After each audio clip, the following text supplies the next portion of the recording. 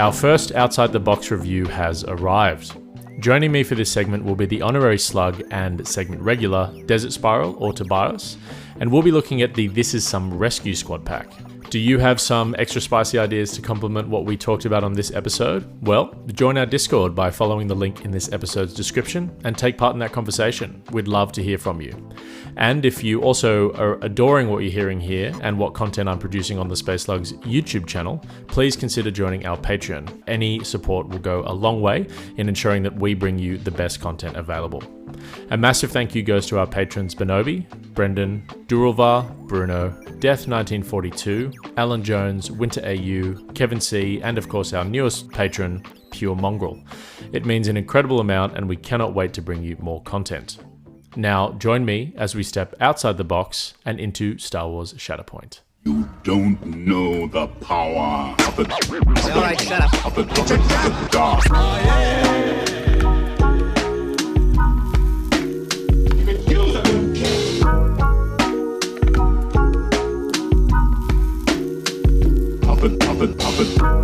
dark.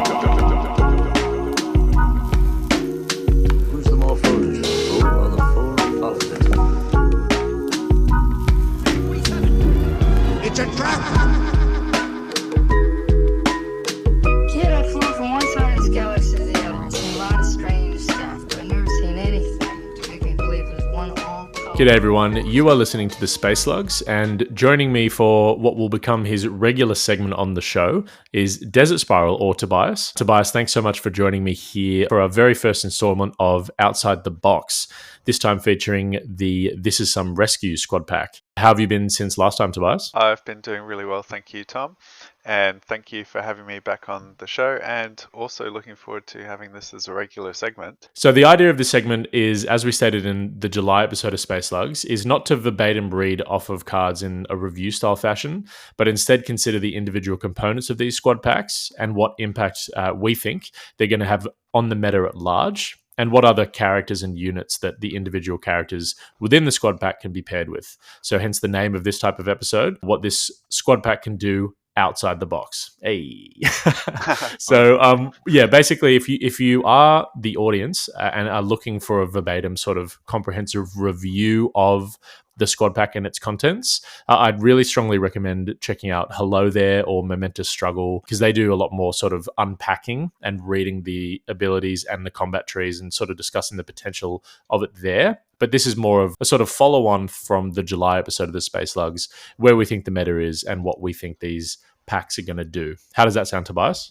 That sounds great, and I agree, both Hello There and Momentous Struggle give you some really good assessments of the cards themselves. And if you love the lore, then they've both got some really good kind of deep dives and insight into the greater Star Wars universe. So Absolutely. Yeah, Aubrey from Momentous Struggle and Jesse from Hello There specifically are sort of the lore guys on those casts. So yeah, very cool. We're going to bounce off some ideas here, Tobias. We'll just kick it off. They're probably going to be, more short form sort of episodes as we go along, but the format is going to change. So the first question, I have is the strengths of This Is Some Rescue and its internal synergy. So what do you think that they are in particular?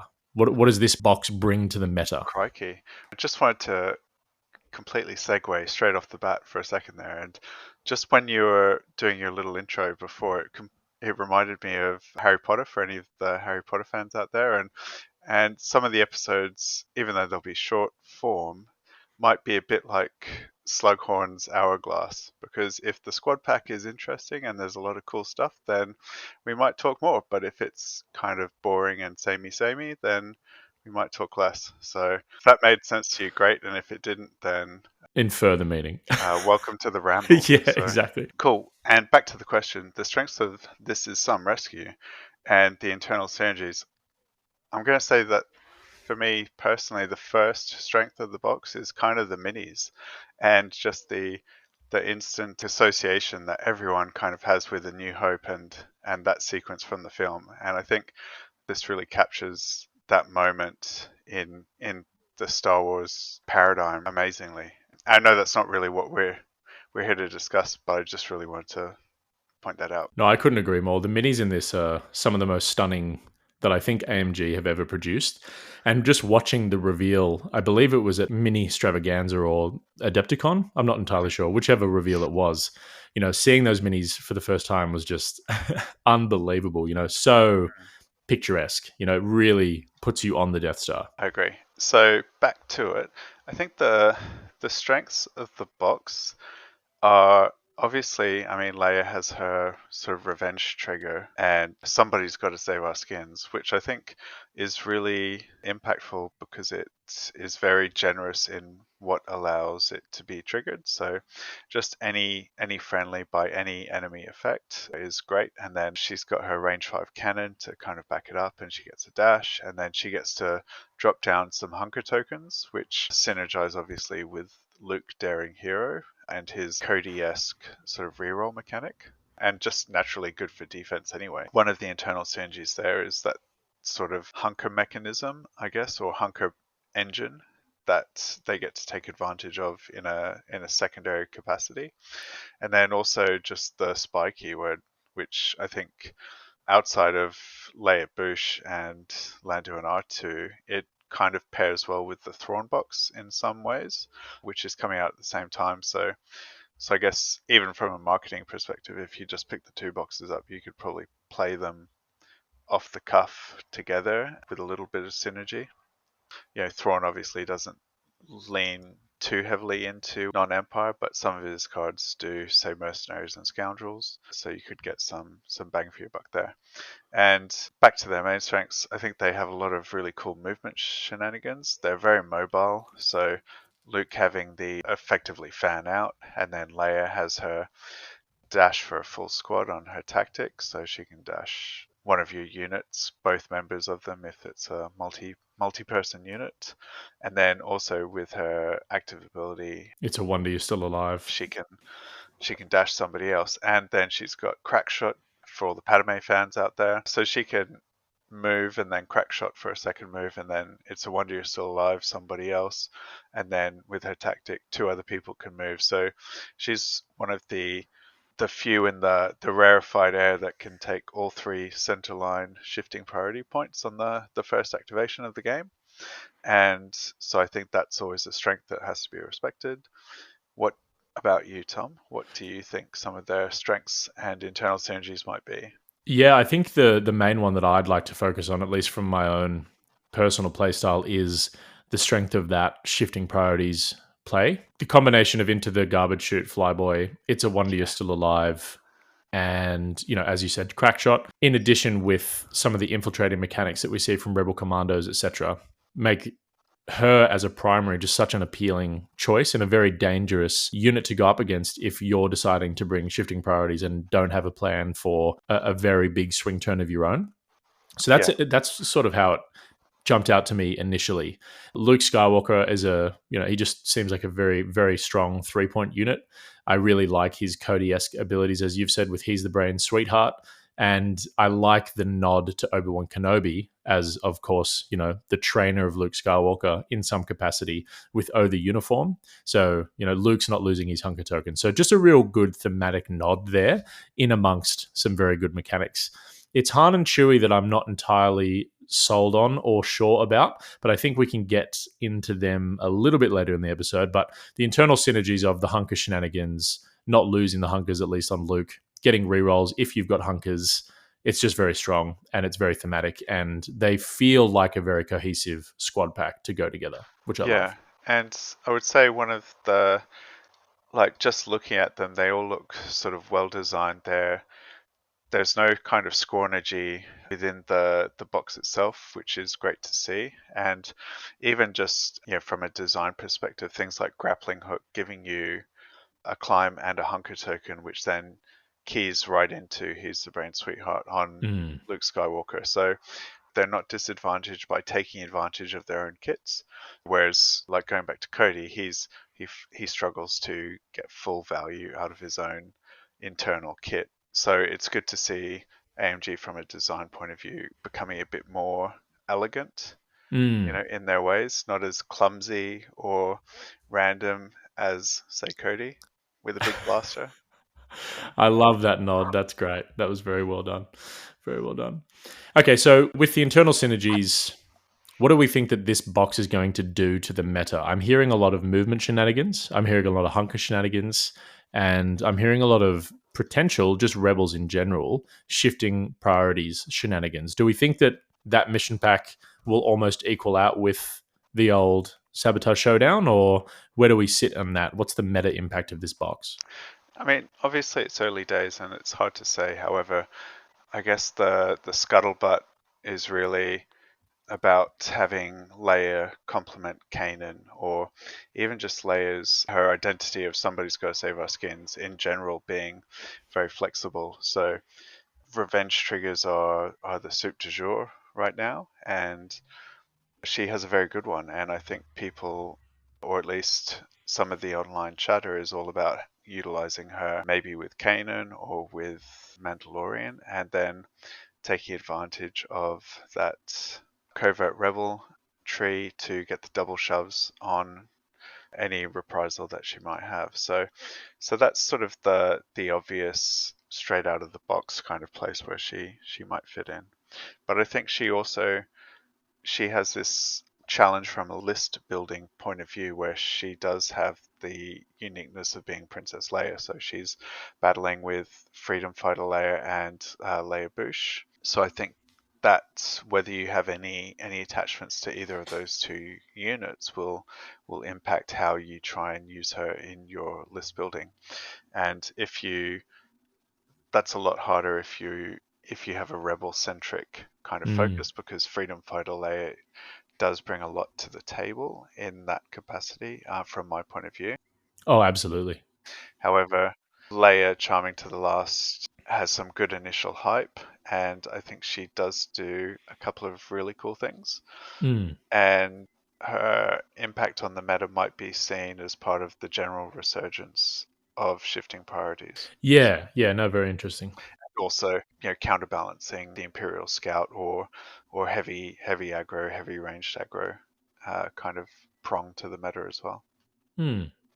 Yeah, so Princess Leia, the differences, I guess, between her with the Charming to the Last iteration and the Freedom Fighter iteration, the strengths that you get out of Freedom Fighter would be coordinated fire expose on a primary unit, which is quite good, especially combined with, some of the Rebel defensive stacking that you can do now with Chewbacca, etc. Yes. Both of them can move and get the midline in shifting priorities completely, though Freedom Fighter Leia has a more force-intensive time of doing that.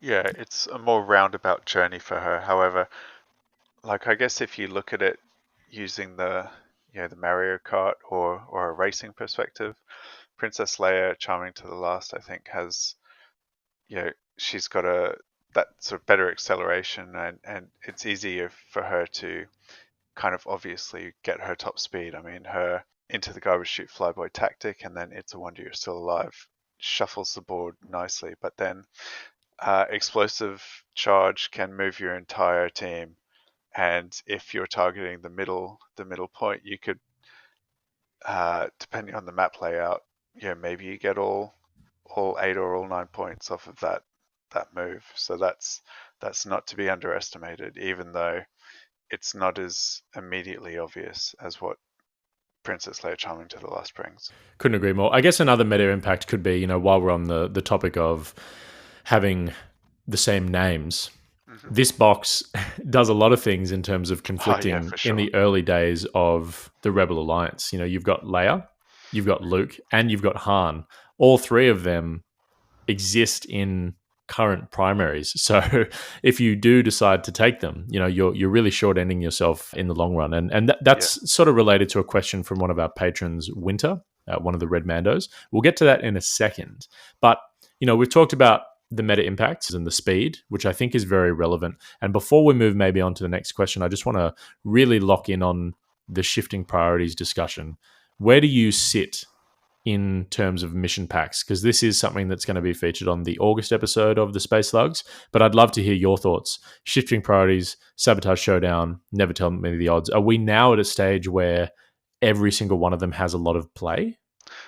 Yeah, I would say so. From a high level sort of point of view or discussion, I would say they all have their place within the meta, and I think you can build distinctly into one of those mission sets and be rewarded for doing so. I think obviously good players will be able to play on all of them, and some teams will be able to take advantage of specific mission sets. I think shifting priorities is a really good example that fell out of favor for a good while there. And now with people like Princess Leia, Charming to the Last, and Iden Verso, and Logray, and also Freedom Fighter Leia, they all of those characters have ways to kind of zerg the midline very effectively. And depending on the list you bring, you can do that with quiet confidence on the first activation. So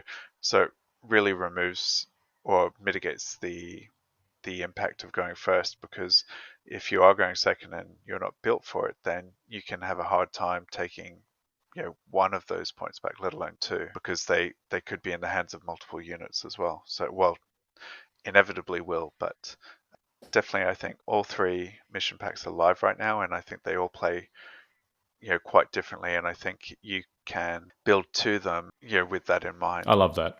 I really love that. So I think it's a great time in the meta for diversity from a mission based point of view. Yeah, absolutely. And I think that my personal sort of take on this is that one of the impacts of This Is Some Rescue will be more resurgence of shifting priorities, and then that in turn will help out factions such as Ewoks, and there's a little the strange ones that we haven't seen in a while. So very excited. I think, like, on that as well, and we'll get to Han Solo and Chewbacca later, but the box is very kind of tag agnostic in some ways. I mean, yes, Into the Garbage Chute requires rebels or spies, but the box gives you all of that. And then other than that, like, Leia herself she requires no sort of tag loyalty. Luke Skywalker just requires spies for his tactic, and then other than that, his rerolls requires Rebel Alliance. But then Han and Chewie have Payday, so it's a good time. And the box, you could pair this box comfortably with probably just about anything, and not be massively impacted by that, which is really cool. Okay, so that's the impact of the box, and that's the internal synergies of the box. But we're talking outside the box. So, the main question, I guess, to kick us off would be, what do you think are the strengths of, and let's focus on individual characters here, the strengths of Death Star Princess Leia outside This Is Some Rescue squad pack? What would your first sort of go-to pairing be? What do you think an ideal outside-the-box strike team would be there, maybe, or squad? I think you could pair her quite comfortably with Kanan or into another Rebel primary, but Kanan, I think, gives you a lot of play because you have the double revenge trigger then, and then her tactic can comfortably get Rebel commandos onto the midline, as we've sort of talked about, and it's a wonder you're still alive. With the heals and the dashes, pairs really well into the Spectre's kind of out of activation movement shtick that they all do to some degree. So I think that's a natural pairing for her. And then aside from that, you could pair her in with the Mandalorian quite comfortably. But I think, again, like, thinking about how flexible she is, I think one of her strengths is that she can go anywhere.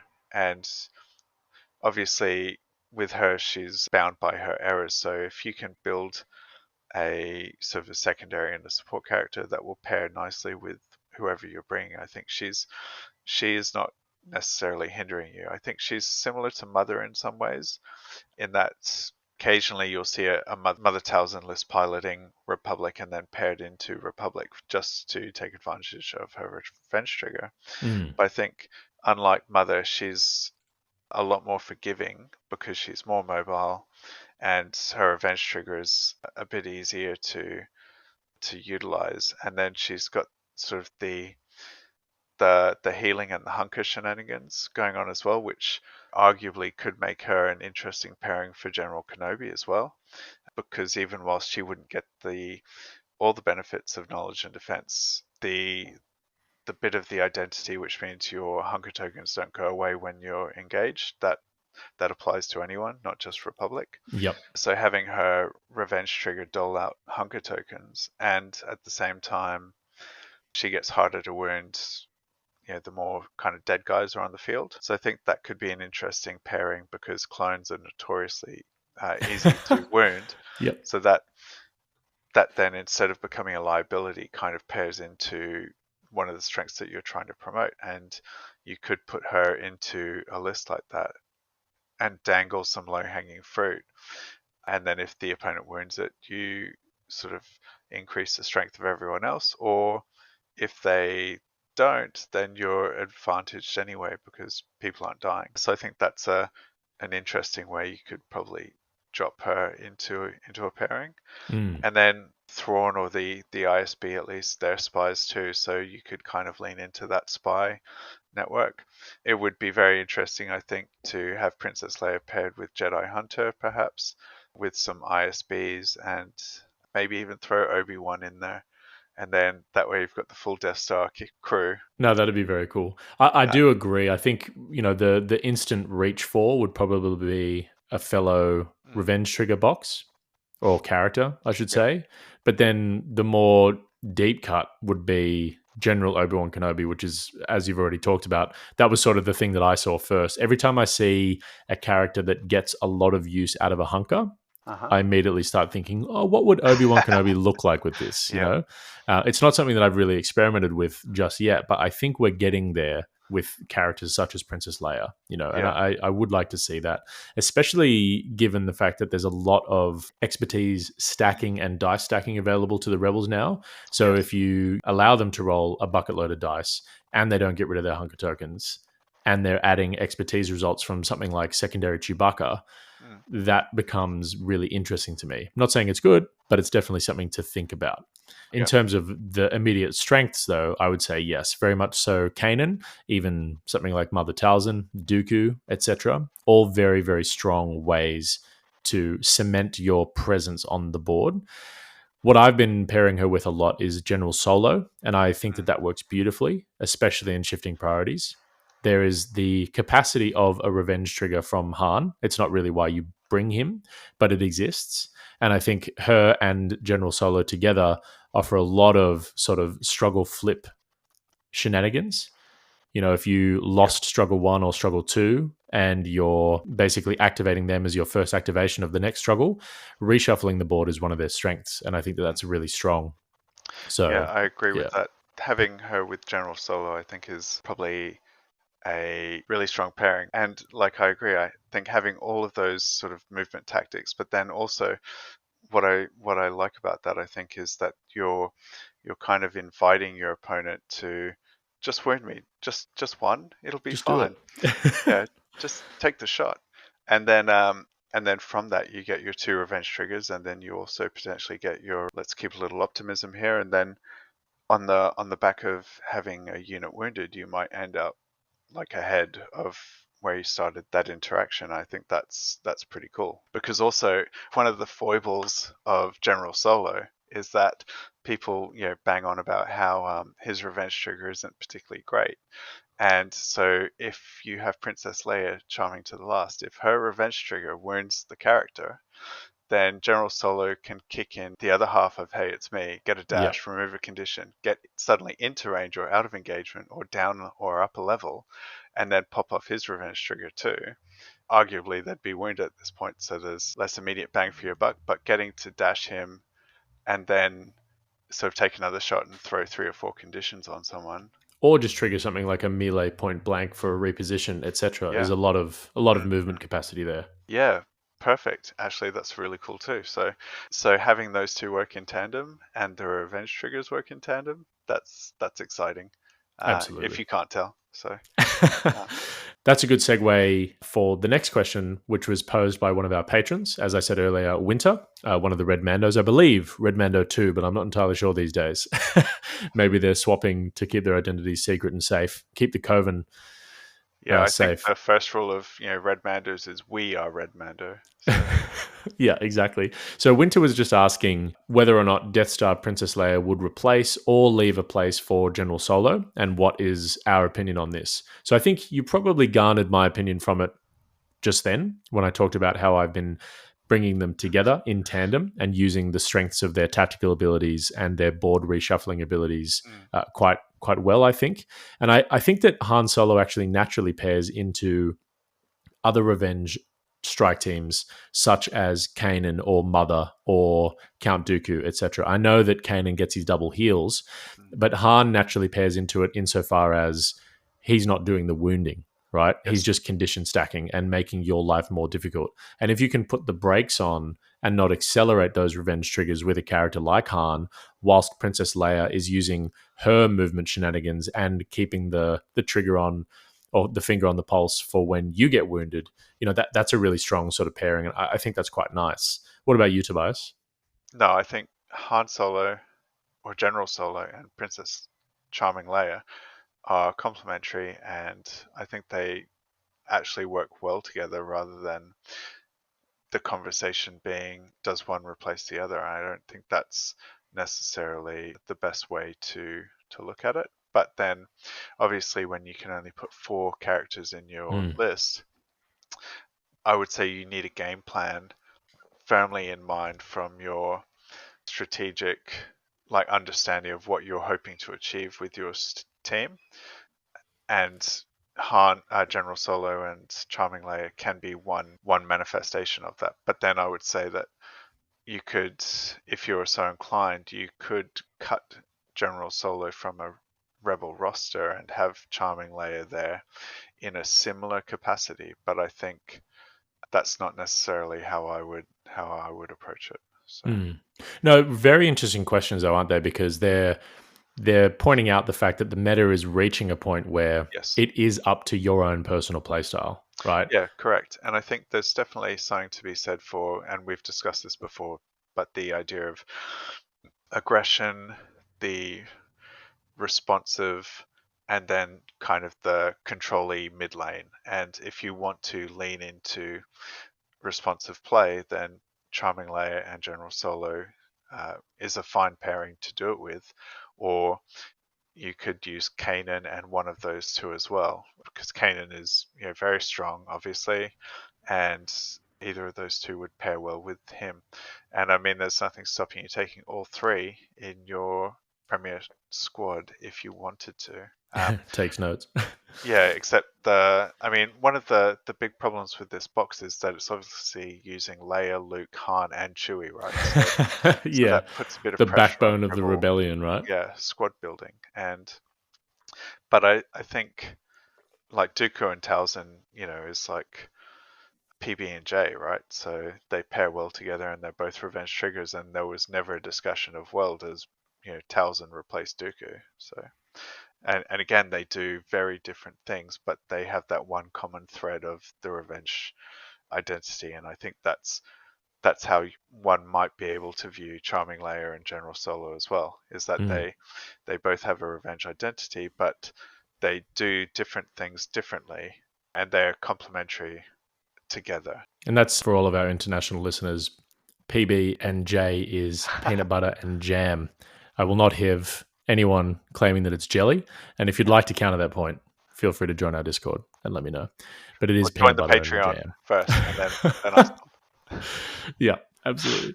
Okay, so that's probably where we stand, and I think we probably align. I'm really enjoying the fact that one isn't necessarily replacing the other, but they complement, or you can leave one at home to bring their counterpart in, say Han and Chewie in it for the money, or Luke Skywalker Daring Hero, or I think Freedom Fighter Princess Leia, for example. From my point of view, that's kind of the line that I would probably assess the characters more upon. Would be, of the 3 layers, which might you want within your squad? And the same goes for Han Solo or Vader, for the people who enjoy playing him, and Kenobi as well, I guess. So, and we'll start to see that decision have to be made more and more frequently within the game as time moves on. But I think, is Leia going to form a nexus of your premier list, in which case you probably want Charming Leia or Freedom Fighter Leia? And then what do you want her to do? Like, coming back to basics, what are you trying, or what are you hoping to achieve? And if Princess Leia will help you in that venture, then you can pick, A or B, and then you might complement that with general solo, or you might not. But I think certainly looking at the unique identifier for those characters is probably the first place to kind of think about, what is my path to victory, and which of the 4 primaries are going to help me achieve that, or, well, for me at least, what kind of gels with my playstyle, and then what do I want to do on any given Sunday. Yeah, couldn't agree more. Couldn't agree more. And speaking of that, while we're on the topic of the interchanging and the difference of what would you call them, egos or alter egos, whatever it Yeah, is, I think that's a fair word to capture what we what we're going are for. understanding. Yes. Yeah, what would you say the strengths of Luke Skywalker Daring Hero are outside This Is Some Rescue? What do you think he should be paired with? Because I've got an idea, but I want to I see where think you go first. Luke's primary strength is that he's a 3-point secondary in the 3rd era, Mm. and I think that's really helpful because there's a lot of 7-cost primaries out there who you kind of get, or have their flexibility limited by the lack of 3-point options. And I know we've got Grief Karga now, who's also quite cool, but having Luke Skywalker Daring Hero as a 3-point option, I think, is going to be really exciting. And casting our eyes to the future, Bosk looks like he's going to be 3 points as well. But talking about Luke Skywalker, I think his main strengths, aside from the list options that he opens up, are he's the brain sweetheart. I think that, for me, when I saw that, it's like, he's 3 points, Rebel Commanders is 4 points, and then Freedom Fighter Leia is 7.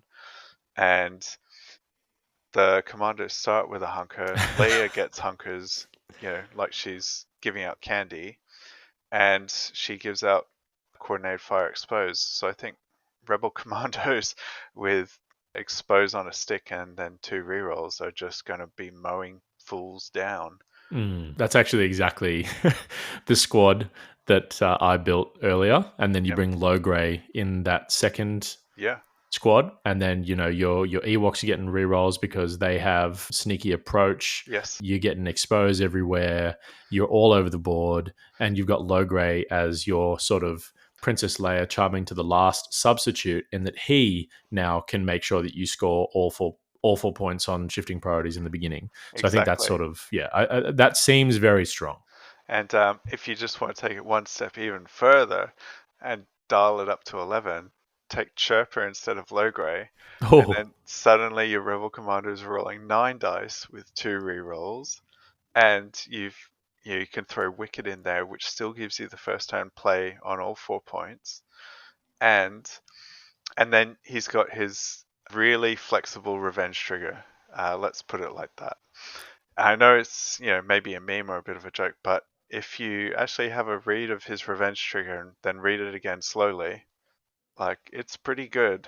that is So, one spicy take, and I love it. so and I think that's something that people would not necessarily. They'd be like, oh yeah, whatever, Freedom Fighter Layer and Sherpa, easy win.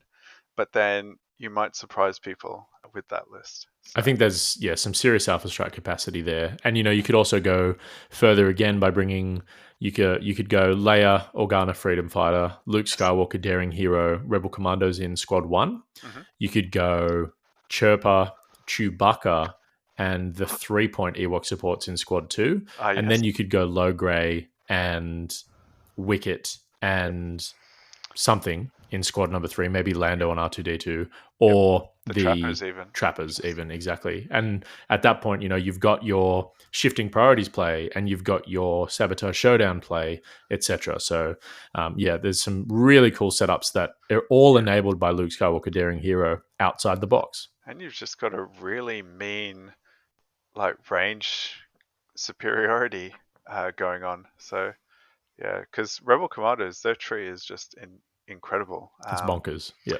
And then they're repositioning all over the show. They're healing. They're just killing people. And even in melee, they're still rolling 6 dice. So you can't even kind of tie them up. They're no Pretty cool. slouches in melee. That's absolutely right. He's only got 7 health, but he's a 3-pointer, and he's going to have hunkers all the time. And he's got a pretty good defensive expertise tree. So Yeah, it's not terrible. But I will say his offensive expertise is nice. I really like it, especially in melee. 3 expertise gives you double strike and a shove that's unavoidable from Yes. steadfast, which is appealing. And I'd say even though he's only rolling 6 dice in both ranged and melee, the fact that he gets his ranged rerolls is nice. And he's got a very reminiscent tree of both Jedi Knight Luke Skywalker and Anakin Skywalker as well. Yes. So But I think even grappling hook, climbing him, giving him a hunker, and then he's got the rerolls stacked on top of that. I think those are, his kit is just really solid, and then with his tactic, he can cross the board like a mad person. yeah, I don't see an uncommon play being I'm here to rescue you used on Luke himself, Yes. followed by a grappling hook for a climb and then a hunker, followed by his action actually being something like a focus and then a combat action for 7 dice with rerolls if it's ranged, etc. So yeah, some really good capacity for stuff in Luke. Yeah. And both his ranged and melee expertise have shoves on 3, Yes. and that's really good at getting through steadfast. So I think he's going to be a really sneaky good secondary. And as we've said, outside the box, he opens up a lot of different strike team building opportunities, which is awesome. That's exactly what we want to see out of a new box, right? Yes, I completely agree. He can also help the ISB reroll their range attacks if you somehow ever find yourself attacking at range with them. So Yeah, it might be worth saying Agent Callus, Bausch, Han and Chewie in it for the money, ISB agents, Lando and R2D2 inside job, and for some reason, Princess Leia, Charming to the Last are all spy tagged, so Luke can give all of them actually, out. he's got a pretty wide field of play, right? And then you could even make Aura Singh a spy or the bounty hunters. Yeah, and Lord knows the old Aura Singh needs some rerolls. So, Yes. so on to the last unit of the squad pack, Han and Chewie in it for the money. How do you see them outside the box? How do you see them paired with other units and characters? And I've spent so much time thinking about Han and Chewie in it for the money. And not necessarily in the layer box, but one of the places that I really want to put them is in Mandalorian with Grief Karga, and then I really want to pair that with General Grievous, Kalani, and Magnu Huds. And my main reason there is because they're a 5-point support with Payday, and they generate focus and heals when they wound things. Force, not focus. So my thought became, how can I wash as many attacks through this unit as possible? And Grievous with Kalani is the answer. Because if Grievous activates, you make them a battle droid, and then he can sort of move one of them up, and then with Appetite for Destruction, they can take a shot into someone, which will be 6 dice because of Kalani, and they have just insane expertise trees on their attacks. So if Grievous doesn't finish somebody off for the heals and the Force refresh, they can finish them off for the Force and the heals refresh. And then with Kalani, he can, or they can sort of dash Han and Chewie up if they're battle droids, and then make one attack. And then oftentimes, if you are getting a wound on them, then you're recouping the investment cost of Payday, which is really cool. Then they've also got the 10 health, and they're reasonably robust. So yeah, I think that's really cool. And having the the versatility of boring conversation anyway, or look out, he's loose. Anyone who's familiar with CAD will be familiar with look out, he's loose. And then having a reposition on the back end of an attack is just super cool because it gives you a lot of options in a game that's all about holding territory. That's really, really interesting. I like how you've stated Grief Karga, and thank you so much for that. That has sort of changed my opinion on them sort of exponentially. And I think ideas like that are exactly what we want out of this segment. So thanks very much. Do you That's think... just my first idea. Oh, Second I one. cannot wait. Do you think that Grief Karga there could be replaced by Luke Skywalker, Yeah, you could. daring hero? And I think in context, Luke would give them rerolls, but only in their combat activation or their combat action. So it's a bit of a single point of failure for that. And then he also gives them the reposition, which is nice. But I think Grief Karga, because I'd be pairing them under Mandalorian, I think he combos well with him, but also he's got Imperial Mandate, which lets him hold your back points, Yep. and then having the tactic that moves Mando and potentially these guys up the board is very nice. And then also not marked for death, but somebody gets marked at the start of the game, and then when you There is wound one them, job. Yep. yeah, there's one job. If you're playing on Never Tell Me the Odds, you can time it in a way that Mandalorian, assuming you get the right mission 3, will get your there is one job, and then will get your challenging the odds, and then you can move the struggle tracker 5 points if you're really lucky. And I Brutal. think that's something that has to be considered. So, Yeah. Okay. Very cool. but yes, Luke Daring Hero obviously has some spy synergy, but I think because this is already a payday centric list, I think Grief Karga offers some cool things. And yes, you could make the argument that he's a dead activation and those will instantly lose you the game. But I think being able to give Mandalorian some extra out of activation movement with the Close the deal. Yep. close the deal. Yeah, so I think Grief Karga has a bag of tricks. Oh, I Um, really cannot wait to use General Grievous to dash up Han and Chewie after they've been paydayed, then use Appetite for Destruction on Han and Chewie so they get an out of activation attack. That's nuts. And I will say I completely agree. The first thing that I gravitated towards with Han and Chewie in it for the money was their expertise tree, because it truly is unreal. I mean, they've got Kalani expertise, which is fantastic. you compare them to B2s, right, which are sort of the other generally used range option for battle droids, but their their expertise caps out at 2 damage, which sometimes is all you need. But instead of 2 expertise for 2 damage, you could be rolling 2 expertise for a crit and 2 strikes, which gets you another 2 pips up the tree. Which might only work out at 2 damage, but you're Slightly also more getting flexible there. Yep. 2 shoves and a pin and maybe a strain on the tail end there, or you're getting a couple of heals and a shove.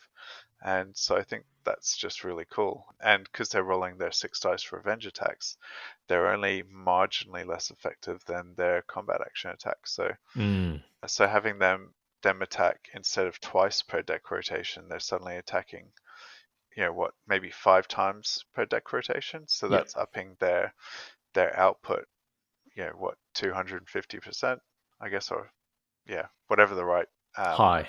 It's high, as quotient is. K2SO would say. And I would Yeah, just like to remind the audience there that the reason that Tobias is saying that there's 6 dice being rolled for those extra attacks is because of Kalani. And if you payday Han and Chewie, likely you'll have battle droids in range 5. So that's sort of where that extra dice is coming from. Yeah, because I mean they're both battle droids at that point as well, right? So if the squad is together, I love that. I love that strike team. I love General Grievous. We talked in the July episode about how I would actually rate him as one of the best primaries in the game. yes. So you can count on that being put on my table. The other list that I think is pretty interesting, and again similarly leveraging off of Payday, but running them with Padme, and then that way you can use her coordinated fire 2 damage, or the Handmaidens or Sabe as well.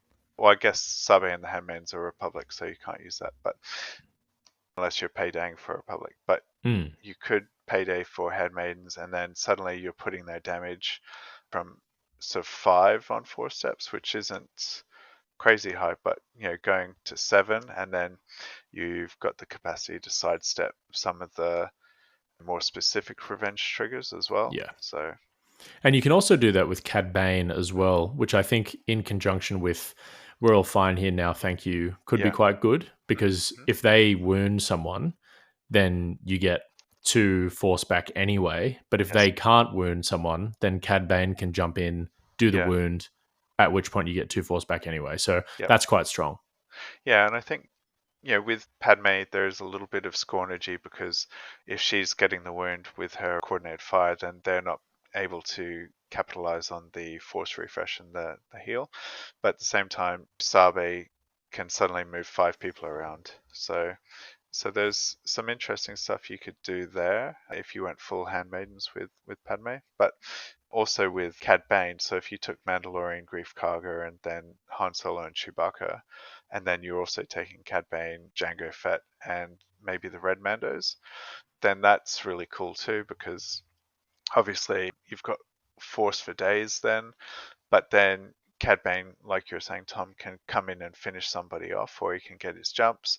And then because they've got their look out, he's loose, and then Cad Bane is why don't you step aside, that combos well with the no mercy component Yes. of the Red Mando. So it's like, well, you're free to leave combat, but you'll take 2 damage and then be disarmed. It makes it a bit more of an interesting choice rather than just being exposed. So Yeah, very cool. I really like um, that. yeah, so I think that's pretty cool. And then Red Mandos, if some reason you're in a real pickle, you could make them Mandalorians to trigger the Red Mandos. We're stronger together. But making them bounty hunters to refresh 3 force off of a wound, that's not so bad either. So Also worth noting that you could get 5 down the Han and Chewie in it for the money tree, mm. and then trigger Lookout He's Loose, which would make the consequences far more dire, and the choice that your opponent has to make Yeah, exactly. pretty up there And too. and then that's another nice thing, because then all of your team has strain access at that point, and then Yep. you're making the opportunity cost of out of activation movement a lot less enticing and giving people a much harder time. So depending on the kind of list that you're fighting into, that can be really really cool for them as well. So Yeah, wow, that's really interesting. You've definitely changed my perspective or my idea on them. Do you think that they're worth 5 points at this stage? Because looking at the card, I'd say looking at the expertise trees, I would say yes. Looking at the amount of dice that they roll, I would say yes. Looking at their combat tree, it feels a little less good just because they do 5 in 4, which isn't fantastic, especially for sure. a 5 point unit. But looking at their abilities, when you really put your idea or your mind towards some unique strike team building, I think they could be. Absolutely. I'd say they are worth 5 points, and really it's a combination of the things that you've mentioned, the 10 health, and the versatility of their combat trees, and then also the active and reactive abilities that they've got. So I think, on the one hand, you can take the position of, oh, they're useless because as soon as you wound them, they lose all their abilities. And, maybe they do, maybe they don't. Because they're refreshing force when they kill people, then that makes boring conversation appealing, even if it does cost you force. And that's the other thing, like if an ability is going to win you the game or prevent you from losing the game, it doesn't matter how much the force cost is. You can either pay Yeah. it or you can't, and if you can pay it, you will do it. So, No, that's a very good point. and everything else in the middle is just kind of horse trading. I will also just want to say that, we've compared Lookout He's Loose to How About You Step Aside from Cad Bane, and that is absolutely true, except Lookout He's Loose has the added benefit of one character in the Han and Chewie unit also getting a dash. So they've got a lot of movement capacity. They've got Boring Conversation anyway for a reposition. They've got Lookout He's Loose for a dash. Keep in mind that these are only targeting one of the 2 characters in the unit, but it's still worth keeping in mind that, they've got access to advance, reposition, and a dash. Absolutely. And then they've got ready access to shoves as well. People are always banging on about how if the first style has a dash, then they're happy. Well, not a dash, sorry, a shove. Well, they have a shove on the first tile. And then if you take the other route on the second and the fourth tile, so they can double shove people. Double shove pin strain is one of the most obnoxious things you can do to a It's brutal. character. Yeah. So they've got that, and they're rolling a lot of dice, and they're doing it from range 5, which has fallen out of vogue a little with some of the more recent releases, but they're doing it. And then their defense may look low, but at the same time, I guess certainly in the This Is Some Rescue box, they're getting ready access to hunger tokens probably, and they've got the 10 health, which is a lot for most characters to chew through, particularly when we've become used to a meta where primaries are having 9 to 10 instead of 10 to 11. So I think that's worth considering, is that our expectations of damage output have also gone down slightly because the necessity to have, to take out sort of Jedis has also gone down. No, absolutely. Well, look, thank you so much for the ideas of Han and Chewie in it for the money. I would like to encourage the audience to submit some of their ideas as well. I know we've already had some discussion, which is generally tended toward the low opinion of them on the Discord. But yeah, if you've got any ideas as to where you're going to put them or how you're going to build with them, or just generally taking the components out of This Is Some Rescue and pairing them with different things, we'd love to hear your thoughts on the Discord. So please definitely do join that. Tobias, did you have any extra little spicy tidbits for us before I let you go? Fly casual. That's disgusting. I can't believe you said that. No, thank you so much for joining us again. Stay tuned, audience. We'll probably be back in about a week for the Thrawn out of the box review, noting that it hasn't been released in Australia yet, I don't believe, or at least not in New South Wales. So Sadness. yeah, when that hits the shelves in Australia, you can bet your money on the fact that we'll have 1 week later after release date an outside the box review of that squad pack. All right. Well, thanks again, Tobias. Really appreciate you coming on the cast once again. We'll see you later in August for Thrawn's outside the box episode. Where can we normally find you as normal? My pleasure, Tom, and thank you. And normally I can be found on the Space Slugs Discord server, the Zion's Finest Slack, which I also like to drop in on, and the Red Mandalorians Discord server. Those are the main places that people can find me. And also, if you happen to be Brisbane on the 8th to 10th of November, you should drop into the first Australian Grand Tournament, because that is going to be a blast. If you're not coming, you should come. And if you are coming, bring a friend. Absolutely. No, that will be a blast. The 9th and 10th of November. We'll keep plugging that probably every episode. And also, if you're in New South Wales, in Sydney, on the 5th of October, come to Moab. It's not a grand tournament, but it is a tournament that I am going to be running, and it's going to be a lot of fun as well. So that's it for this episode, guys. Thanks again to Tobias. Please join our Discord and let us know what your outside the box ideas are for This Is Some Rescue, and we will see you next time. The ability to destroy a planet is insignificant next to the power of the Force.